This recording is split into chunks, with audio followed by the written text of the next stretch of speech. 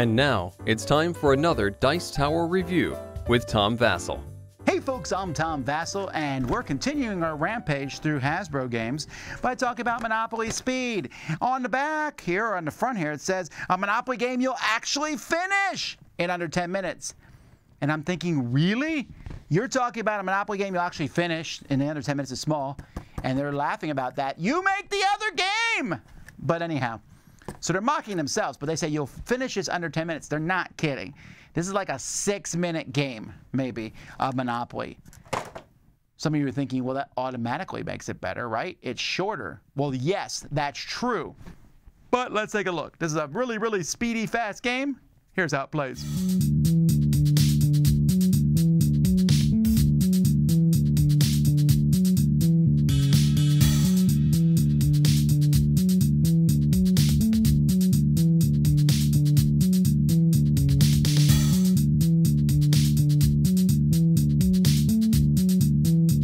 So here we have a regular Monopoly board with only $1,000 bills. Everyone starts with $5,000. You'll put your piece on one of the 2 go spots. There are 2. You can pick which one you start on. Each player has a starting piece as well as a die of their color. You're going to have some chance cards, and you're going to take 4 of these, put them in a stack in front of you. Can't look at them. And community chest cards, and you're going to have 3 of these. These kind of give you some benefits or some extra points at the end of the game for scoring these. And then we're going to take the most important piece of all, and that is the timer. And we'll start it up. So now it's ticking. So while it's ticking, what players are going to do is they're going to roll their dice as fast as they can. 1, 2, 3, move 3, and then keep going. Now, if you land on a property that no one else owns, you can pay for it. How much does it cost? It's always $1,000. Pay $1,000, take that property. If you land on someone else's property, don't worry about it. Just roll again. If you land on a property you don't have money, don't worry about it. Roll again. If you land on go to jail, and then roll again. Who cares? You don't have to pay for anything here. If you pass go or land on go, you get another $1,000 from the bank. So you never run out of money. Eventually, that horn will blow, and now we've entered a trading phase. So in a trading phase, everybody can kind of trade and do different things. But the first thing you'll do is you'll flip over your top chance card. So this says, take any one-owned property. Keep it until you're ready to use it. Ooh. So sometimes it says you have to do it immediately. Some cards cancel things, and you can buy, sell, or trade properties that you want to with other people.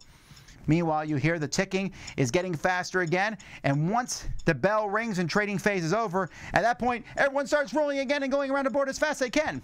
So you're going to do this whole sequence 4 times. Uh-oh, trading phase is almost over. Here we go. And it's time to roll and go! Woo! So anyway, by the way, you can hold this down to turn off the timer. Anyhow, after 4 rounds, you're going to score. And what happens is the properties are all worth $1,000 at the end of the game, which is what you paid for them. But if you have a complete set, they're worth $2,000. So you can see that that's worth much more for the different properties. And like I said, you have the points here. Like, for example, this one here says this is worth $2,000 if you have both the Waterworks and Electric Company. If you have 1 complete game set, get $1,000. Here, if you have the yellow game set, get $4,000. And so you're trying to get various things based on these different colors and such that you have. And this will add to the actual cash that you have, to the value of your properties, and whoever has the most money is the winner. It's a Hasbro game, so they print it for as cheaply as possible, so all the cards in this game are terrible, low quality. The board is nice and bright. These pieces are okay. You each have your own colored die, super cheap. This money is going to get so beat up after 1 game. Like if you look at it, you can see how beat up the top level of money is. The bottom of it was pretty nice and neat because we never got to that in our game. The cards are fine. The rules are fine. The main thing here is the timer. It's not a very well-made timer, but it's a very specific timer because, I mean, you press the button, it starts, but it also has these lights to show what phase of the game you're in. The ticking works well, and like I said, it's easy to turn off. You just hold it down, and boom, it's off. It's not very long. The game itself isn't a very long game at all. So the components for this game, they're not amazing, and I definitely do hate this diagonal box, but, yeah, it's not good quality. Hey, Hasbro. You want a quote for the box? Here's my quote for this. I didn't have time to dislike it. That's the truth of it. This is a ridiculous game. You roll the dice as fast as you can. Move around the board, throwing thousands, grabbing properties, trading those properties, getting them, and at the end of the game, someone wins. Is it good? No. Is it better than all the other Monopoly games I played in the last 5 years? Yes. That's such a weird thing to me, that there's such that weird mix like that. It's silly, low component quality, but you're just rolling dice, grabbing properties, and then you have a quick trading phase where you can kind of control your fate a little bit, but for the most part, it's random. You have those cards, and those cancel cards are annoying, but they're there, and then someone wins at the end. But who cares, because it's 6 minutes.